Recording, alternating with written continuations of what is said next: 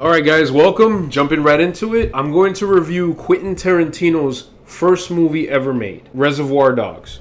Alright, it is written and directed by Quentin Tarantino.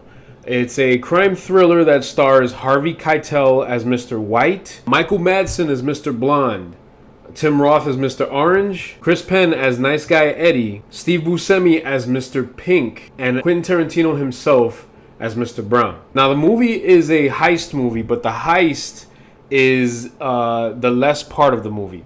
What happens is the movie starts off in a diner where everybody's having a conversation. Now, these are the focal points of what Quentin Tarantino does for movies, because at a time where, it was nothing but sci-fi movies being made around the 80s, early 80s, mid 80s to like late 80s, even the early 90s, mid 90s, Quentin Tarantino decided to make a movie about a heist. And that was pretty tricky, especially on a low budget, because the way he wanted the movie to be was basically a $30,000 budget, just a couple of friends, and black and white. Well, he still got to do it with his friends, but just not black and white, and a lot more budget than that. I think it went over $1 million in budget. So the movie starts off in a diner. And the entire cast is there. They're having random conversations, but there's only two conversations that actually stand out. Quentin Tarantino's character, Mr. Brown himself, is talking about why Madonna called her second album Like a Virgin. At least I hope it's the second album. I gotta make sure about that. But nonetheless, he was just trying to justify why the song and the album was called Like a Virgin instead of it being called I Am a Virgin. A lot of people had mixed interpretations about that, about why that album was called Like a Virgin, but he kind of straightens it out from his own perspective, and it's kind of erotic and funny to listen to. So that's one thing about his dialogue, that Quentin Tarantino drives the movie with his dialogue. He can prove that with any budget, he can make any story interesting. Now the next conversation comes when Joe, the boss, offers to pay for the breakfast, and he says for everybody to cough up about a buck a piece for the tip. Steve Buscemi's character, Mr. Pink, says that he doesn't tip. Now this is an interesting subject, because when he says he doesn't tip, he gives a good reason. It's not because he's cheap, it's because he doesn't want to play along with what society is driving people to do. Without going into too much detail, when Harvey Keitel's character, Mr. White, says, "This is a very hard job to do," and then Steve Buscemi's character, Mr. Pink, responds and says, "So is working at McDonald's, but you don't feel the need to tip them, do you? I mean, they bring you food." But no, society says, tip these people over here, but don't tip these people over here. That was a great discussion on how society-driven concepts is just, probably making people into zombies at some point, not social zombies, but it's like kind of like a thing that people follow so that more people do it. Next thing you know, you got everybody only tipping at diners and not tipping at McDonald's, which is exactly what is going on now. You don't see anybody tipping at McDonald's at all. That was a great conversation there. Now, the movie goes from the diner straight to the aftermath of the heist, because something bad really happens at the heist. And the key to this movie is trying to figure out why and who. Because when they're all coming back to the safe house one by one, they're all trying to figure out what happened.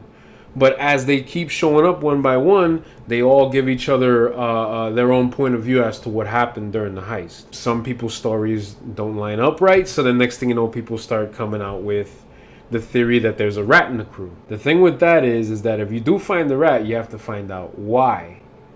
Why is he ratting them out? That's basically the mystery. During the safe house scene, we're treated to 3 backtracking scenes, or intro to the character scenes. Now, the funny part about that is that they give us Mr. Whites, they give us Mr. Blondes. The third character, I'm not going to give you, because that gives away the reveal toward the end of the movie. I'm not getting too much into spoilers, because I do feel that there are probably 1 or 2 or 3 people out there that haven't seen Reservoir Dogs yet.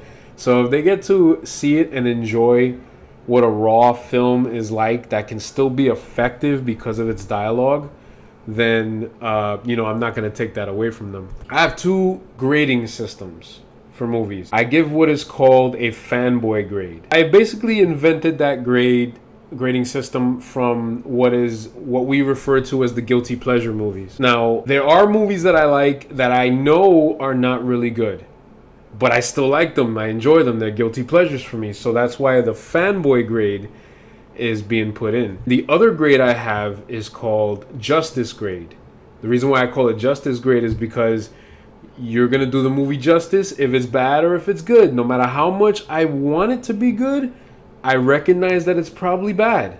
And I have to be impartial to that. So, you'll get a fanboy grade and then you get a, justice grade. Sometimes the fanboy grade and the justice grade will be the same, but as, more uploads keep coming out, the more you'll see them separate slowly. So Reservoir Dogs, for my...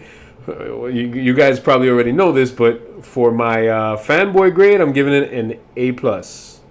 For...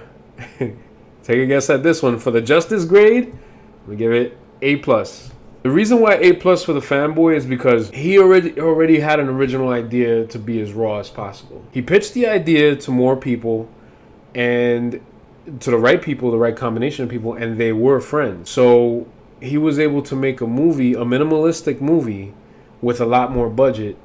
And not because of the budget it became a solid movie. It was because he had more to work with, rather than just like try to make it bare and then like, let's say if a little cut here and a cut there, or he wasn't able to afford the music that he plays in the whole movie. I think there's a couple of songs in the movie, probably 3 songs, I think, at most 4 if you count the credit. And I gave the Justice one A+ is because this, I believe Reservoir Dogs should be shown in every film school for, filmmakers, writers, directors, cinematographers who are just starting out. This is a great movie to see because it gives you more inspiration to do what it is you want to do. If you're a writer and director, that's the trick, because writer and director, if you write the story that you're directing, makes it a little bit easier to control how you bring it from paper to real life. But when you're directing someone else's writing, you have to be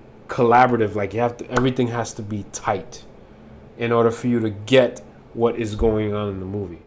That's it for Reservoir Dogs. Look forward to Pulp Fiction, of course. I'm going up the line. Thank you guys for watching. Make sure you come back for more, and catch you in the next showing. Stay enthusiastic.